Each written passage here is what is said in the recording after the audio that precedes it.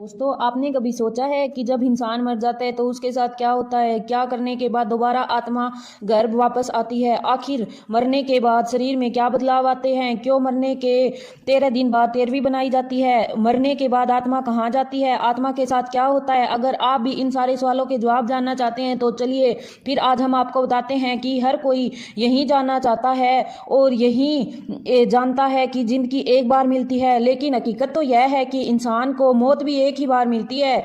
मरने के बाद इंसान को दोबारा कभी जिंदगी वापस नहीं मिलती और मौत का नाम सुनते ही लोगों से इंसान सारे रिश्ते एक ही पल में तोड़ देता है। जब इंसान मरता है तो मरने से पहले अपने 7 मिनट के अंदर वह पूरी जिंदगी देख लेता है और यह 7 मिनट उसके लिए एक फिल्म की तरह होता है, जिससे वह अपने जीवन से जुड़ी हर उस याद को देखता है जिसमें वह जिया है और तब जाकर उसे मौत आती है। यह बात हकीकत है। साइंटिस्ट ने भी इस बात का दावा किया है कि मरने से पहले इंसान को यह सब एक सपने के रूप में दिखाई देता है। यह देख इंसान को ऐसा लगता है जैसे वह अपनी पिछली जिंदगी में वापस पहुंच गया है। यह सब सोने के बाद उसके दिमाग एकदम बंद हो जाता है और जिसके बाद उसके दिमाग में कोई हलचल और कुछ भी नहीं रहता और सोचने समझने की शक्ति बंद हो जाती है और उसके बाद उसकी मृत्यु हो जाती है। आपने देखा होगा कि मरने के बाद इंसान का शरीर एकदम ठंडा क्यों पड़ जाता है? उसका शरीर बर्फ़ जैसा ठंडा हो जाता है। ऐसा क्यों दोस्तों? ऐसा इसलिए होता है क्योंकि मौत से कुछ वक्त पहले ही इंसान के शरीर में हरकत होना शुरू हो जाती है। इंसान को एहसास हो जाता है कि अब उसकी मृत्यु होने वाली है, इसलिए उसका धरती से कनेक्शन यानी अर्थ सोल कनेक्शन ख़त्म हो जाता है। धरती से कोई भी कनेक्शन नहीं रहता। इसलिए इंसान का हाथ पैर ठंडे हो जाते हैं। यही वजह है कि मरने के बाद आत्माएं ज़मीन पर न रहकर आसमान में उड़ने लगती है। जब इंसान मरता है तो उसकी आत्मा पैरों से होते हुए बाहर निकलती है और आखिर में मुंह से बाहर निकल जाती है।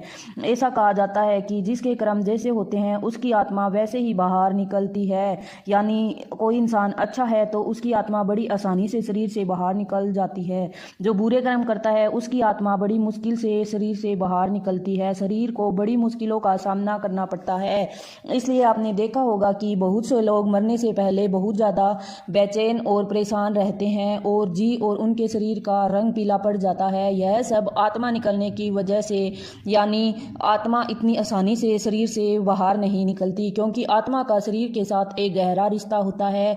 आत्मा को भी इस शरीर की आदत पड़ जाती है और मरने के बाद कुछ समय तक आत्मा उसके शरीर के पास खड़ी रहती है और जब उसके घर वाले रोते और चिल्लाते हैं तो आत्मा को एहसास होता है, लेकिन वह कुछ कह नहीं पाती, बस उसके रोने की आवाज़ सुनती रहती है। यह आवाज़ इंसान को शोर जैसी सुनाई देती है, उसे काफ़ी परेशान करती है। हर एक घर वाले से बात करने की कोशिश करता है और उसे अपनी बात बताना चाहता है, लेकिन कुछ नहीं कर सकता। अब बारी आती है कि आत्मा के परलोक जाने की। इसके बाद भगवान के दो दूत जमीन पर आते हैं तो उसके साथ क्या होता है? आत्मा को परलोक की यात्रा करने के लिए वापस आती है। आखिर उस मरने के बाद शरीर में क्या बदलाव आते हैं? क्यों मरने के लोगों के 13 दिन बाद 13वीं बनाई जाती है? मरने के बाद आत्मा कहाँ जाती है? आत्मा के साथ क्या होता है? अगर आप भी इन सारे सवालों के जवाब जानना चाहते हैं तो चलिए फिर आज हम आपको बताते हैं कि हर कोई यही जानना चाहता है और यही जानता है कि जिंदगी एक बार मिलती है, लेकिन हकीकत तो यह है कि इंसान को मौत भी एक ही बार मिलती है। मरने के बाद इंसान को दोबारा कभी जिंदगी वापस नहीं मिलती और मौत का नाम सुनते ही लोगों से इंसान सारे रिश्ते एक ही पल में तोड़ देता है। जब इंसान मरता है तो मरने से पहले अपने 7 मिनट के अंदर वह पूरी जिंदगी देख लेता है और यह 7 मिनट उसके लिए एक फिल्म की तरह होता है, जिससे वह अपने जीवन से जुड़ी हर उस याद को देखता है जिसमें वह जिया है और तब जाकर उसे मौत आती है। यह बात हकीकत है। साइंटिस्ट ने भी इस बात का दावा किया है कि मरने से पहले इंसान को यह सब एक सपने के रूप में दिखाई देता है। यह देख इंसान को ऐसा लगता है जैसे वह अपनी पिछली जिंदगी में वापस पहुंच गया है।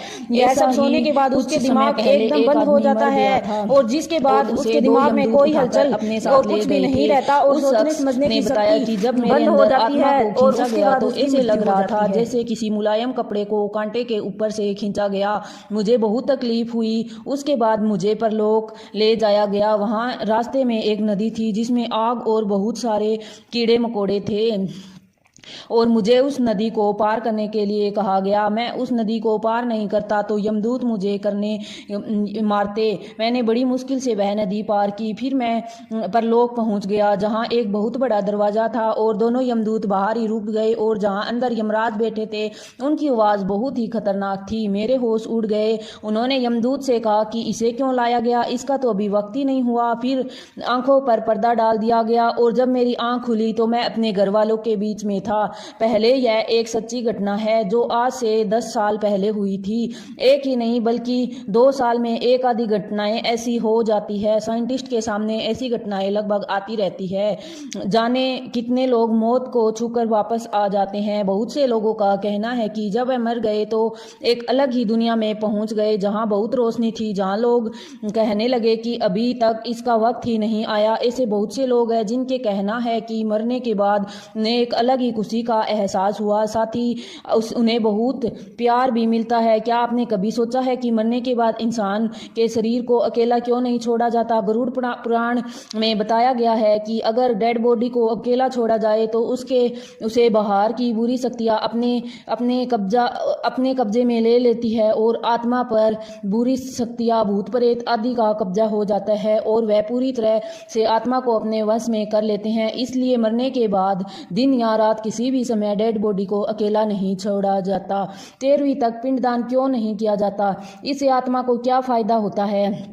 ऐसा कहा जाता है कि जहां यमदूत आत्मा को उसके घर वालों के पास छोड़कर जाते हैं तो आत्मा बहुत ही कमज़ोर हो जाती है, और वह कुछ कर आई कुछ शक्ति नहीं होती उसके अंदर उतनी ताकत नहीं होती कि वह दोबारा परलोक जा सके। इसलिए गरुड़ पुराण में बताया गया है कि जो लोग 13वें दिन पिंड दान करते हैं उनकी आत्मा परलोक में जाने के लिए तैयार हो जाती है, क्योंकि वह 13 दिन तक पुण्य कर्म करते हैं, लोगों को खाना खिलाते हैं, जिससे आत्मा के अंदर एक शक्ति आ जाती है और वह परलोक तक वापस जा सकती है। अब आप लोग सोच रहे होंगे कि यह इनको कैसे पता? इसका खुलासा हमने खुद गरुड़ पुराण से पढ़ा है, जिसमें साफ साफ बताया है कि आत्मा को कैसे शरीर से निकाला जाता है, कैसे आत्मा का पिंड दान किया जाता है। अगर जानकारी अच्छी लगी तो वीडियो को लाइक शेयर जरूर करिएगा।